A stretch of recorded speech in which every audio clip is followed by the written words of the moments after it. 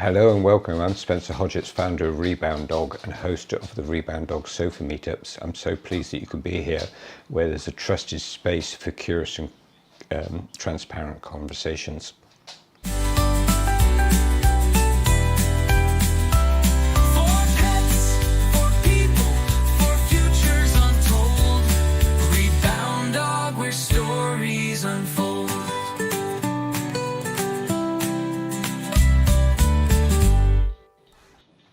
Hi and welcome back.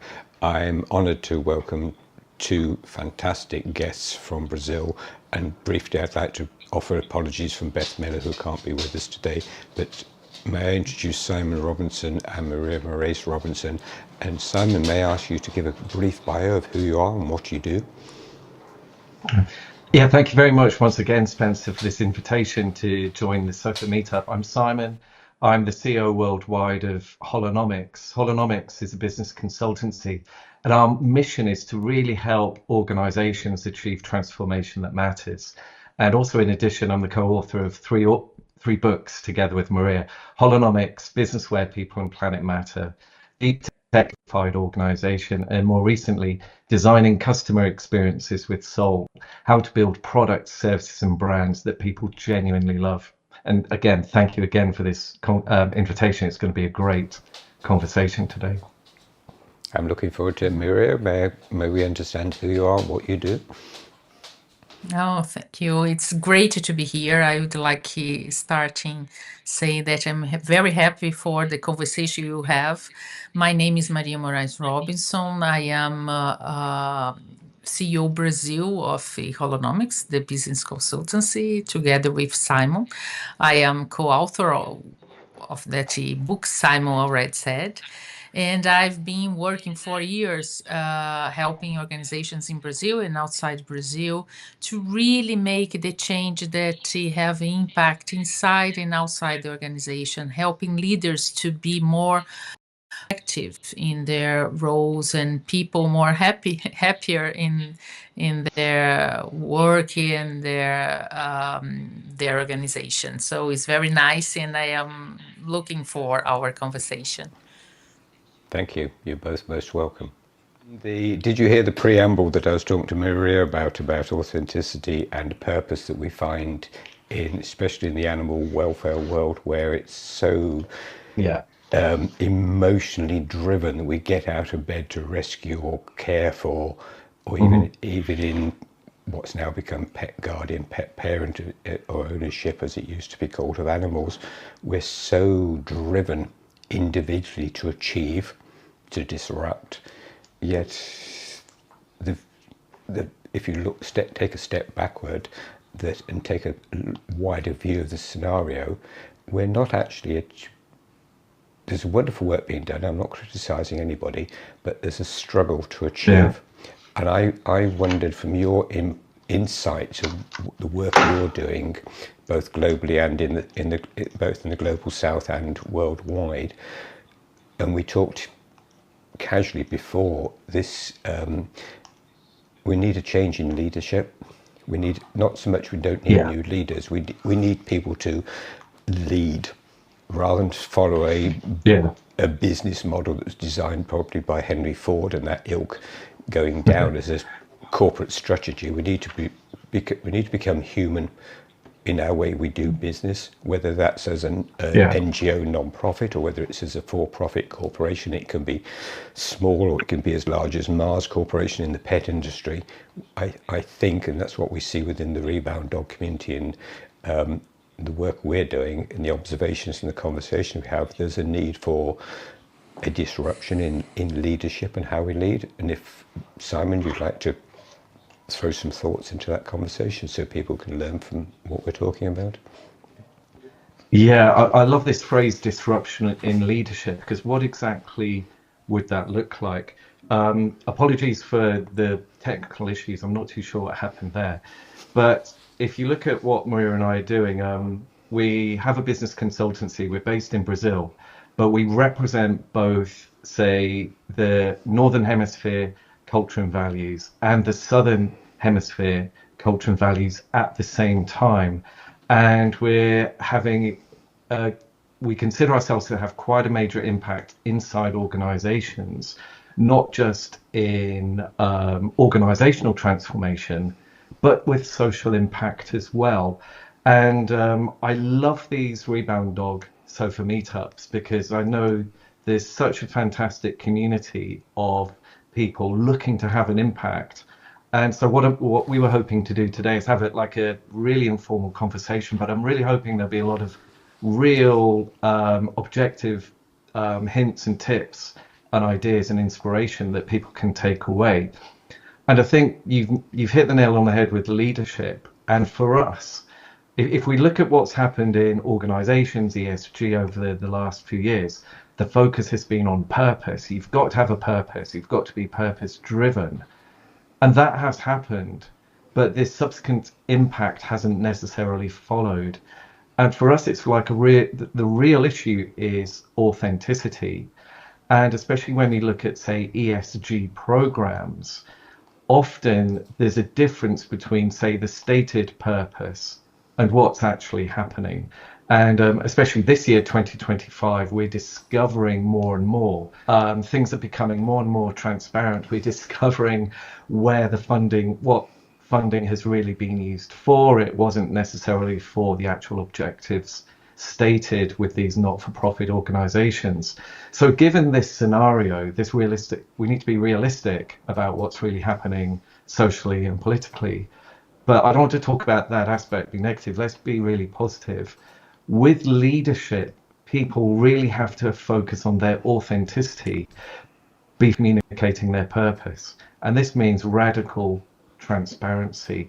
And Maria, I'd love to hear like a little bit from you in terms of, well, what exactly does this authenticity mean? And how is it that, say, authenticity can really engage people before you've even started to talk about, the purpose, the what and the how of your desired social impact?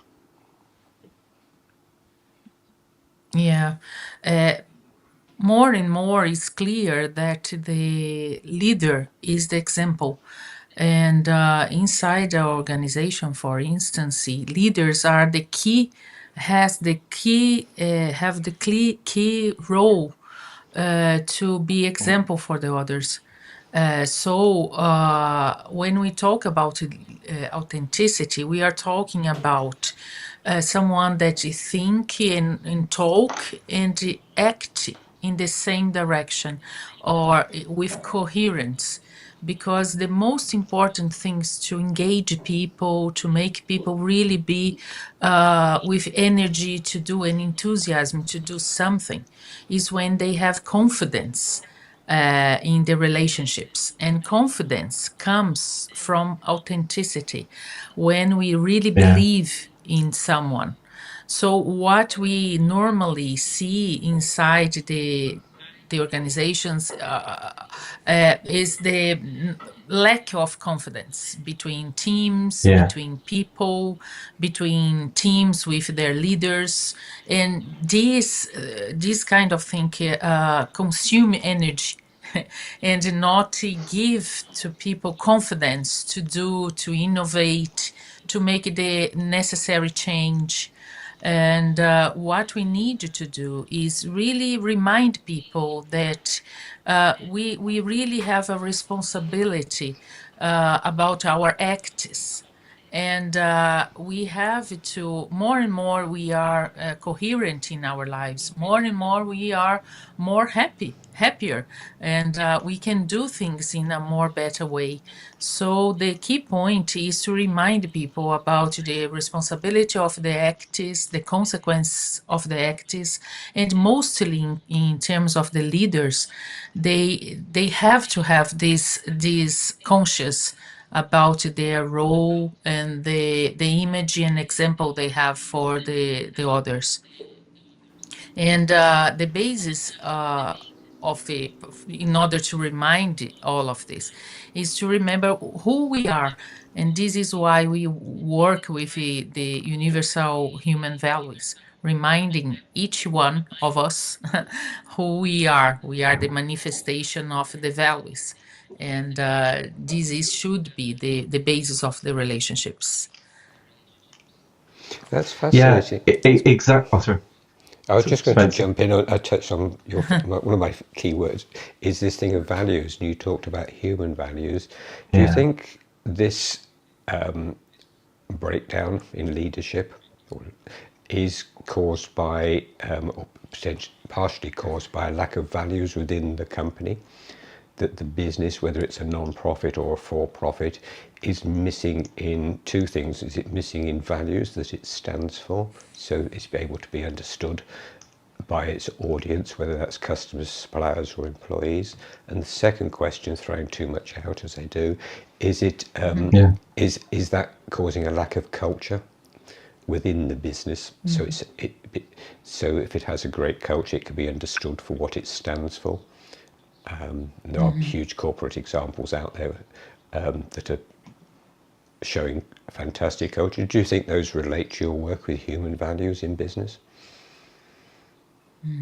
Yeah, absolutely. You know, if I just talk a little bit about the first part, and then if you want to come in with the second part, because these are big themes, Spencer. Yeah. Our first book is Holonomics: Business Where People and Planet Matter. This was published in 2014, and it's been fantastic that this phrase "people and planet" has really kind of resonated with people since we published the book. But a lot of people say working within ESG, they imagine that the people of People and Planet relate to citizens of the world. Oh, we must help people. But what Maria and I were often talking about is that you have to look at the human dimension within, say, the sustainability movement, within the regeneration movement, because there is this kind of leadership gap. There is a lack of authenticity. And if people don't really take that into account, the actual sustainability programs, the ESG programs, they won't resonate, you won't engage with the audiences that you're really trying to engage with. And this is why a lot of the way we define sustainability is the quality of our relationships. It's a very systemic definition of sustainability, but one of the most, probably the most important relationship is the relationship we have with ourselves. Because if we're not fully in touch with our deep essence, then we'll never really understand the act of our actions and behavior on other people. We have one image of ourselves as this great purpose-driven leader, but the reality is actually of something else because of the you're not really paying attention to the authenticity. And then obviously, Maria, if you want to take the other part of the question, it's like obviously then this impacts the culture that you have within your organization, be it not for profit, be it purpose driven, or be it commercial. Yeah. Yeah. And I can see that normally the relationships are not authentic because in general people have lots of fear and fear about themselves, about uh, how they are appearing, about many things, so they forget the essence of what they are. As Simon said, if you not we don't have authenticity with ourselves, it's very difficult to have with the any other relationship, relationship with nature, relationship with other people, relationship inside the organization. So I can see that the key point is to help people to remind who they are. And this is the basis of what we do, because we do believe that we are the manifestation of the five human values of peace, rightness, love, truth, and nonviolence. And when these five human values are inside the relationship with ourselves and with the others, we have a very relationships. We really care about things, because the key point is to care. when I have empathy, when I really understand that I am one piece of a very big chain, I understand that if the other is not happy, it impacts my happiness as well, because we are a web, a very big chain. And inside the organization, for instance, everybody Mhm. should be together in order to deliver what they promise to their customers or for the society. So the purpose should be what drive people to do things. And so in this sense, the relationship, the communication should be more transparent, very based on truth and based on love. I think the key point is love. Is interesting because recently we did a seminar, and we will be facilitators in a course about human values in the second semester, and Half of yeah. it's incredible. Half of the year, and it's incredible how in one day we opened the course, already more than 100 people signed to the course and the seminar as well. Lots of people are really wanting to improve the relationships, to improve the experience to be alive. Is we like very much this quote from Joseph Campbell, that he said that what we look for in this world is the experience to be alive, and this should be the key point in relationships inside organizations and inside the society, inside our families.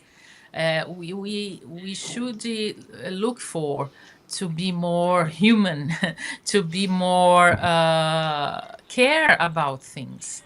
So this Yeah. is the point that we have to work. We have to work in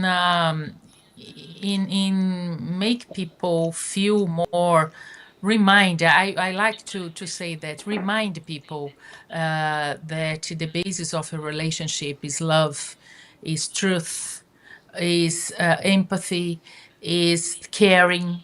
So this should be the basis of any relationship. And when we have this inside the organization, as I said, a family, a society, as the care with the nature, with dogs, with any animal, any being, will be a consequence. So we have to work, remind people about what is important, because it will make them feel better and feel happier as well. And the results are the results. So the Yeah. one point you asked about organization, if it's a lack of values, is very interesting, because there are a very big work normally in organizations defining the values that that organization will have and people will manifest. But we can see that there is a very difficulty to put it in practice. This is why we have to work with the relationships and work with the self-esteem of people in order to really put these values in practice. And the leader is the key point, as we said. The leadership Yeah. has a very big role in order to help people to be more confident and have more self-esteem to do what they have to do, and to inspire the purpose the organization or define it. Do you find that you touched on dogs, and I'm thinking obviously with the work that Rebound Dog does globally is looking at the human-animal bond and the relationship there. We've touched on purpose, authenticity, leadership. Do you think one of the other words that comes into this fascinating conversation is this lack of trust that we have in ourselves?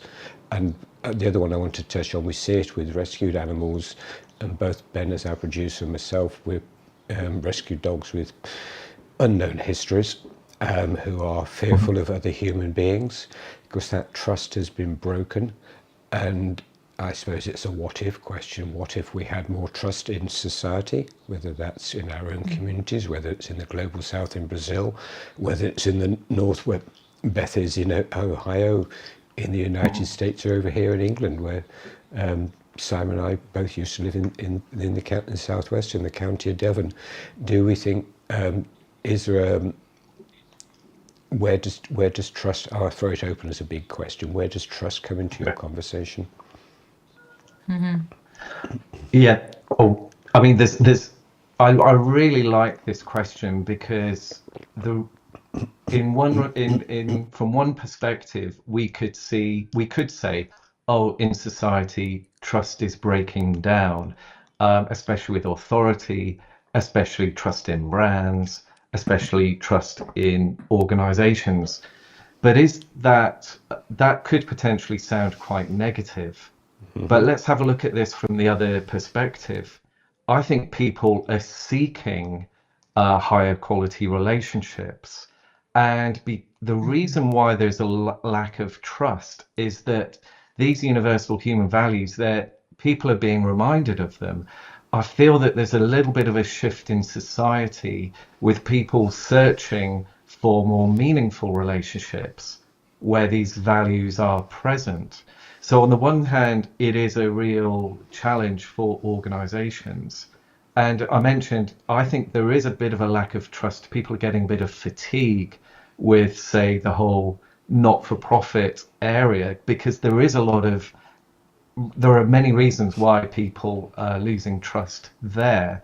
But what is the actual solution? For me as a leader over the last, say, 10 or 15 years, just for me as a leader, I feel I've really benefited. I feel I've grown by working with the 5 universal human values as my compass, as my guiding foundation stone. And what do I mean by that? What does that look like in practice? Both Maria and when we look to work in partnership, when we look to work in ecosystems, in networks, we look to see if these values are also present in those particular organizations or initiatives that are maybe seeking to work with us. And often we've said no to maybe organizations that other people would be surprised that we've said no to working with, because we didn't perceive this level of authenticity and these values present. But we have worked with many companies in many different industrial sectors where we do see these values present, because organizations are networks of relationships of people. And I think this is where people may need to rethink not so much how can they get funding for their social impact initiatives, but where will the support come from? The support is going to come from those people and teams and areas and divisions where these values are present. And this is what Maria and I do. Our message is really resonating. Maybe it doesn't necessarily resonate with an entire business immediately, but there will be, say, an HR team where people are seeking an expanded level of consciousness in the programs that they want to bring in to inspire, say, young leaders. How can you help, younger people in the organization? So while there is a lack of trust, I think we who take a leadership role need to really explore what that means positively, and fill in the gaps. Because, as I said, our message, people are really more and more resonating with it, I feel, these last 2 or 3 years.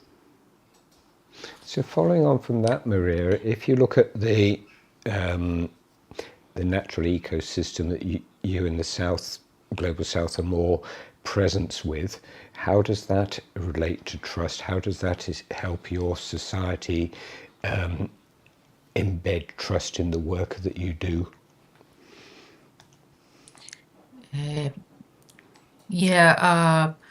I do believe I would like to start with this point that we have a responsibility in our lives, each of us, to become a better human So we have responsibility about our progress, and we really have to be aware about the consequences of our acts, the impact. I think everything is related to it. Everything has an impact, has a consequence. So if we don't have a relationship based on truth, we obviously will have the consequence of it.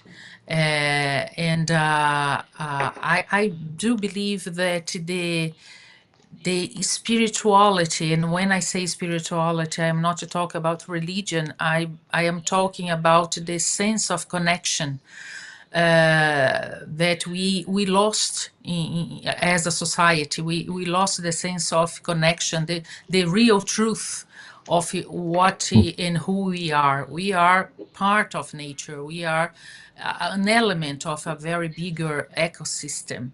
And if we don't remember this, we will not be able to have it truly relations, and to really be aware about the impact of what we do. This is why the five human values that is the essence of human, each of us. As Simon said, is the compass, or should be the compass of what we do. And we have a very brief and a very quick checklist that any person can adopt in the life, that is very useful, and we talk about it when we are working inside the organization, for instance, how they can improve their relationships and improve uh, themselves as a professional and as a human. For instance, how aligned are my attitudes with universal human values? This is a very nice question. When we do something, we talk to someone, we are teaching, imagine a leader inside the organization teaching the young leaders. How aligned with the universal human values, what I'm saying, what I'm showing is. Another question, is all that I do based on values? This is a very nice question, because if it's not, why I'm not following the values that I should believe or I say that I believe? So it's a very nice checklist that we do. And when something bothers me, do I investigate to find why? This is an investigation, a very important investigation, because uh, it's important for us to become better professionals, better humans, in order to have better lives, more peaceful, more harmonious lives inside our house, inside our companies, inside the society. So we have this responsibility to improve in our communication as well. Am I being very clear in order to communicate what is important to the other? I have to check the quality of this communication. So all of these are very important things that I have to consider in order to improve truth in the relations inside any level of relationships, as I said, inside our families, with our friends, and company, and the society. So I think this is the key point. And I like an image, a very strong, very powerful image, that all of us are like, how can I say, Simon, a lamparina A lamp, is a lamp, a lamp, a lamp. yes. And Yeah, the lamp, inside the lamp, we have the light inside the lamp. the flame. But Yeah, sometimes the flame, exactly. But outside the lamp, sometimes the glass glass is very, is very, a it's very dirty. dirty, and but the light is inside. So the role of a leader is to clean, to help the person clean the glass in order to the flame uh, shows the maximum potence that flame has.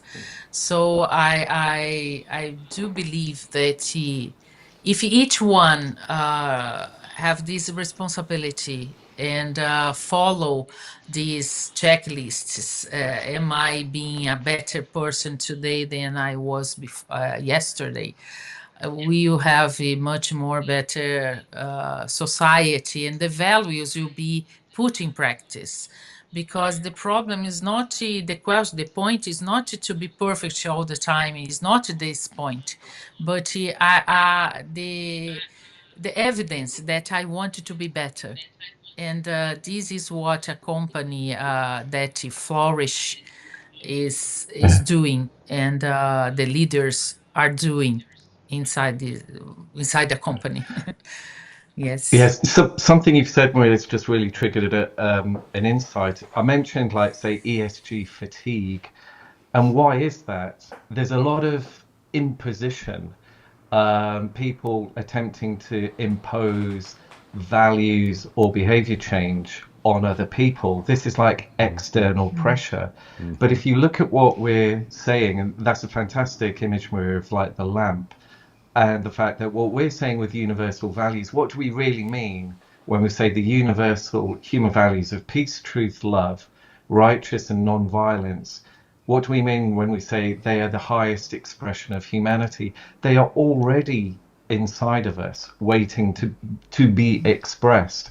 So this changes how we facilitate dialogues. This changes the conversation when we're looking to engage people. It's not about the imposition of an external ideology or fixed set of values or the desired behavioral change forced or imposed. It's reminding people of who we are as humanity, and I think that is really resonating.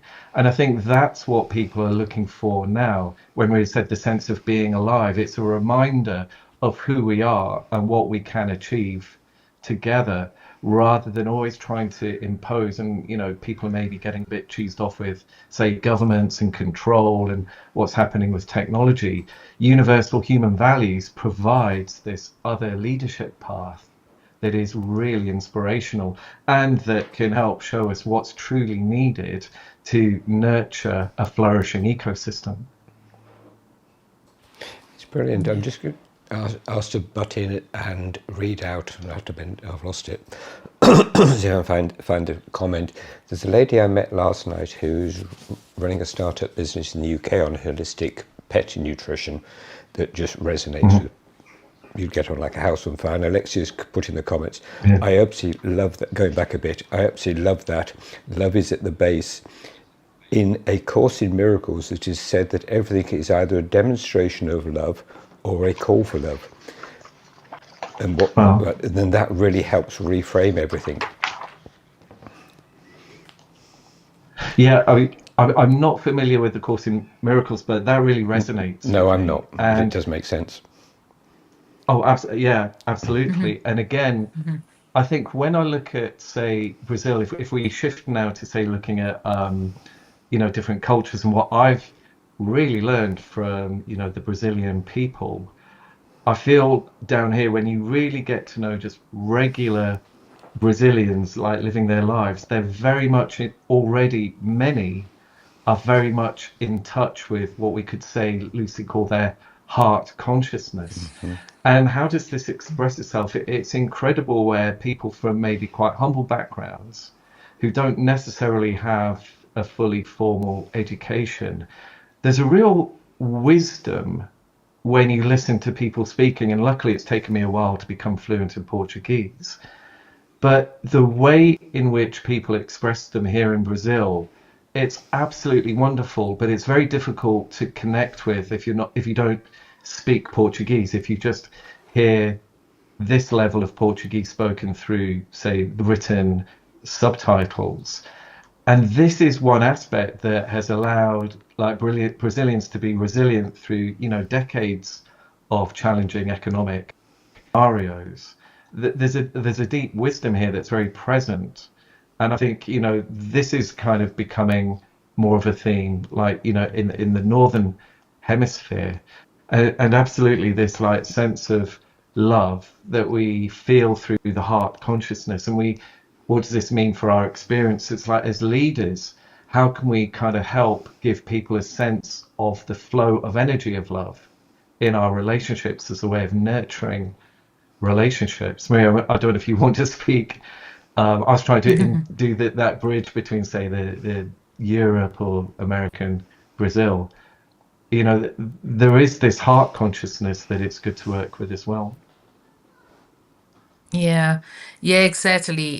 The point that we have to work with is this hearty conscious, as you said, because normally we accept everything with our minds, good things, and what we should do, what society should be. So intellectually, we agree with things that are logical and coherent.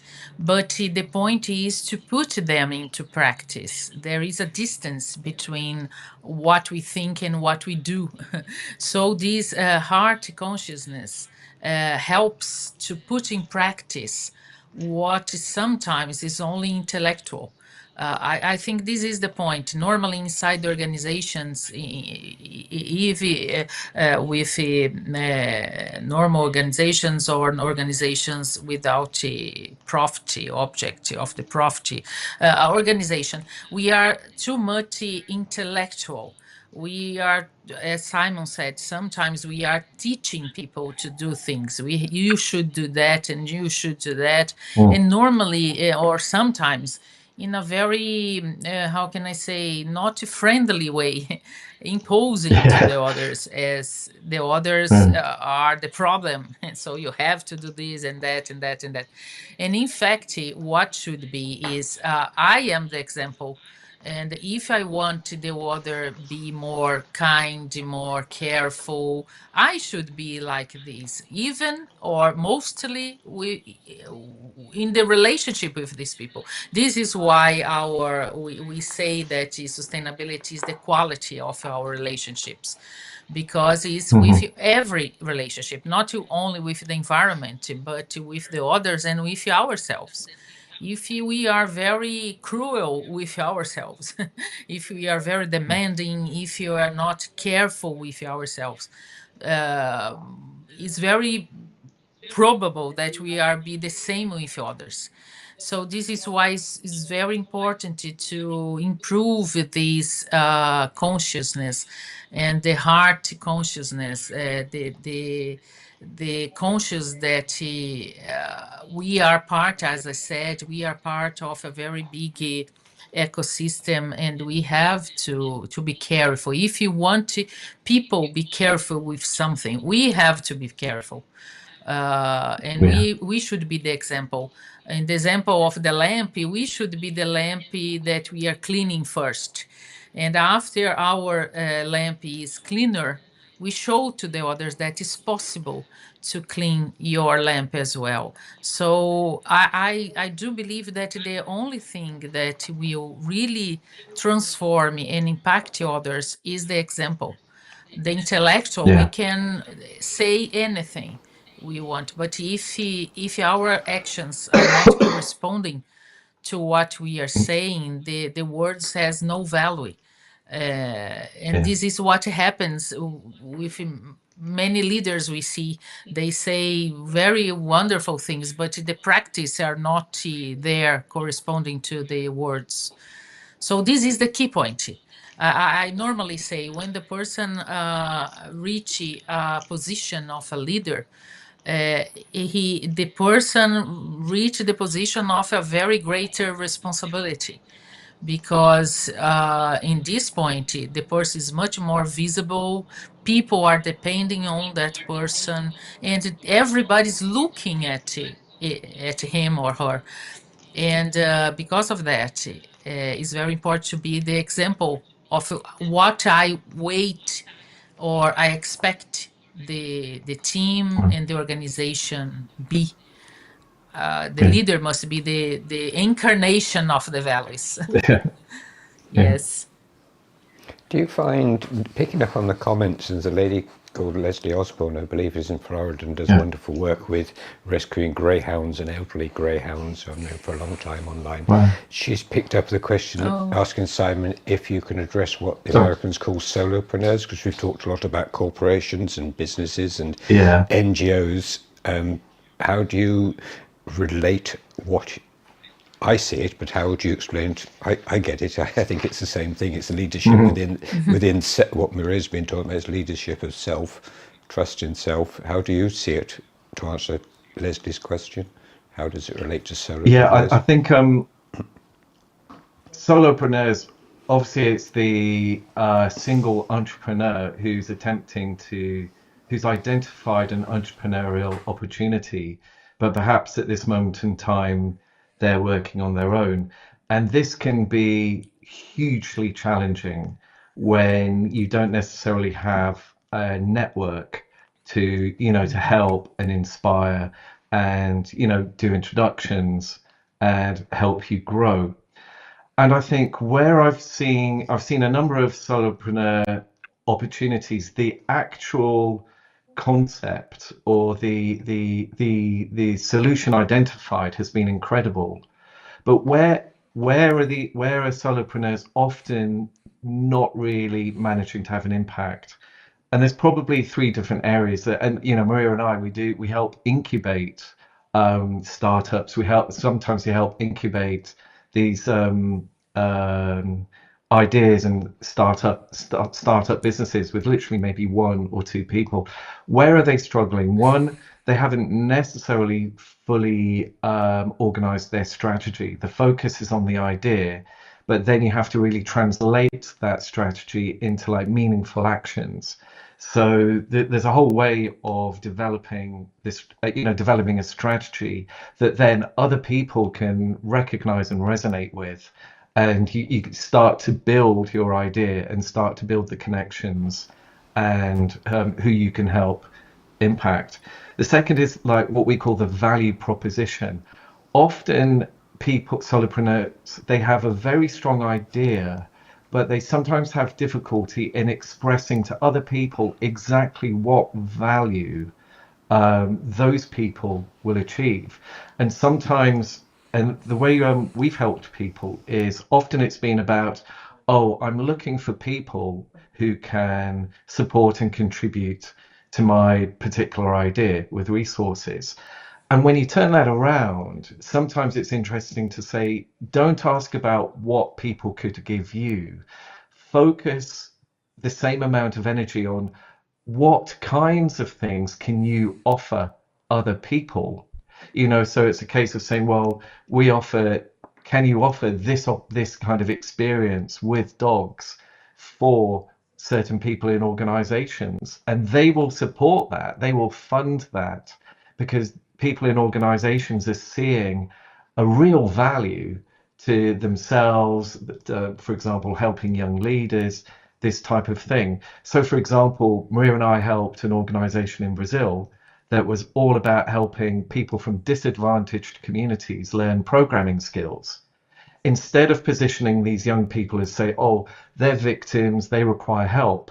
It's like, no, these are young, energetic people. And by the way, if you support one or two of them in your organization, we will help mentor them, but you're going to get this fantastic creative young energy and these young people who may be still learning their programming, but they can still contribute, to basic development and innovations in some way.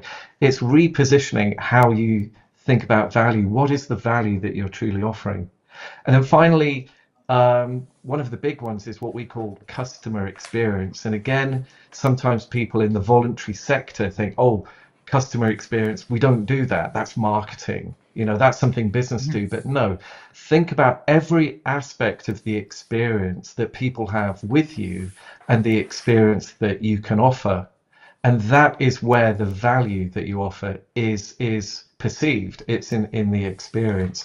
So when these three things come together, it really helps solopreneurs, because they don't often have, say, someone else as a sounding board to try out ideas and experiment ideas and have these like little insights and say, you know what, this is what I'm doing, but in order to have an impact, I need to offer what I'm doing in a slightly different way that really resonates with this audience. It can be a challenge as solopreneur, and this is why something like Rebound Dog is so effective, because what you're doing, Spencer, is you're offering not just these sofa meetups, but obviously the wider community meetups as well. And this is where solopreneurs, they can benefit so much from getting involved in, say, boot camps or campfire discussions, shall we call them, that are virtual as well. So I would always recommend trying to find a community of like-minded people who are willing to share their inspirations.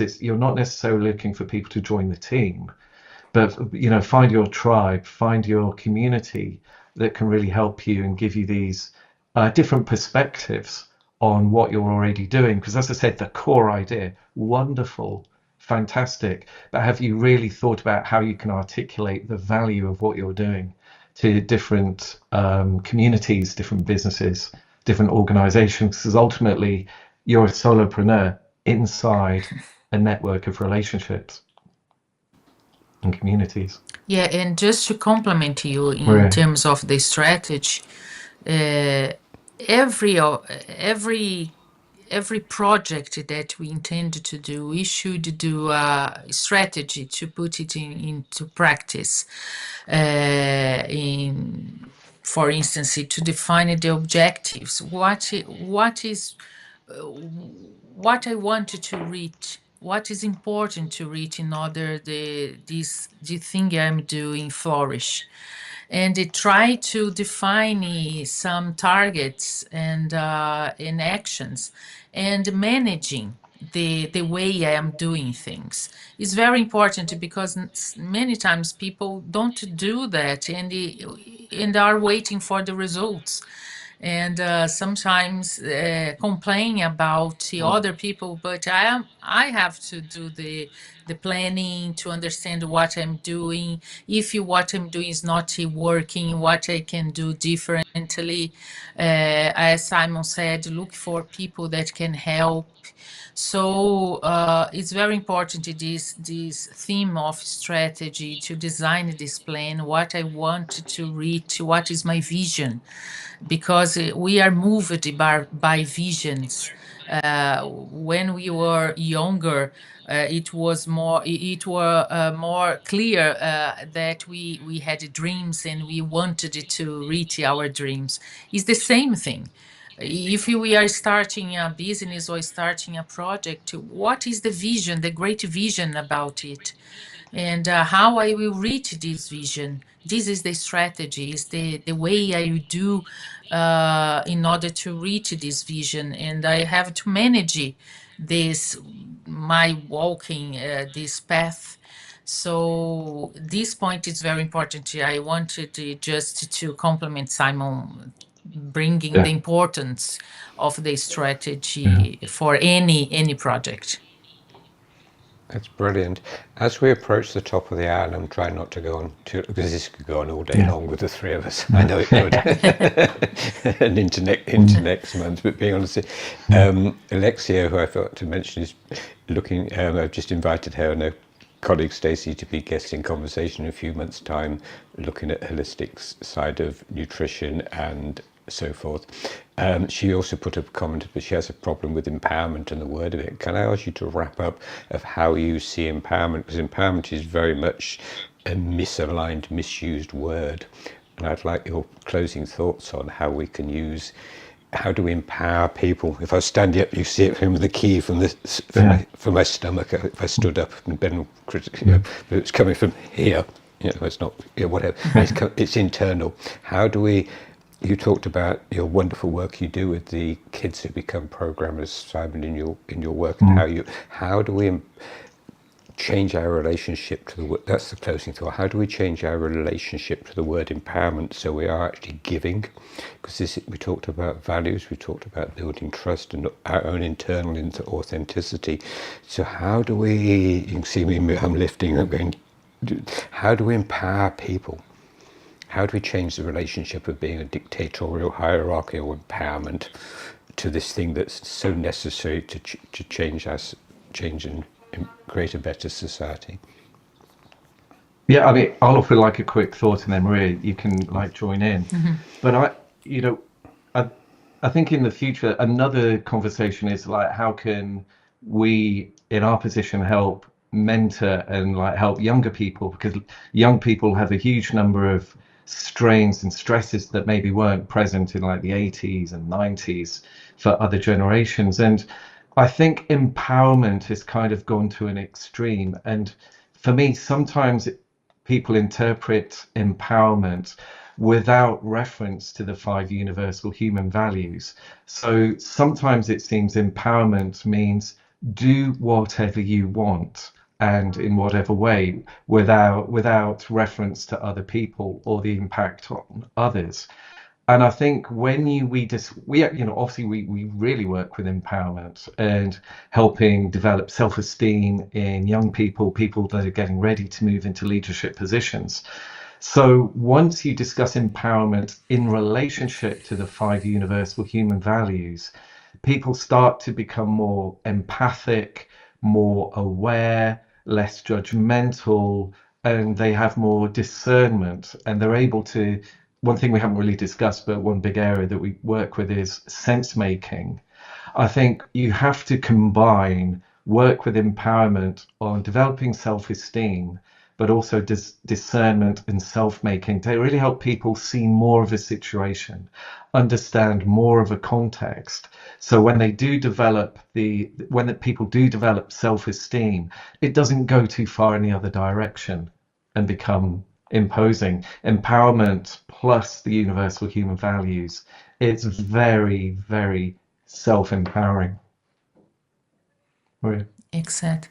Yeah, and when we say empowering someone, doesn't mean to isolate from the others. This is the point. Yeah, Empowerment must come with wisdom. We have to improve the wisdom, and the wisdom is the conscious that we are part of a bigger thing. So we are not isolated. We are connected. So the empowerment means that the improve of this consciousness, this conscious that I am part of something bigger. So I have responsibility of each my actions. So this is empower that he has values yeah, based on values. And the yeah, way we empower people is reminding them who they are, as I said initially. Each of us have the human values, the universal human values inside ourselves. So we can use storytelling. Storytelling is a very nice tool that we should use more to remind people about good examples and the results of good examples, because we inspire people with stories, and we should use more inside organizations in order to inspire people to do things together, to have a common project, in order to exercise non-violence. So we have to have some techniques in order to put these values in practice and empower people with this vision, with this conscious that more power I have, more understanding I have, more conscious I have about the impact I have in the others. So this is the empowering that really matters, I yeah. believe. I believe too. I think this has been a fantastic conversation. I can see it continued in a few months' time again. I'm going to say thank you very much for your time, allowing for the time differences between the UK and the rest of and Brazil. Just thank you. It's been great. We'll talk soon. No, it's No, been thank wonderful, you. and thank you again for the invitation. No, you're most Yeah, thank welcome you. anytime. Very nice. It's been great. I've learnt loads. Thank you. Thank you. Immigration and care, we're always there.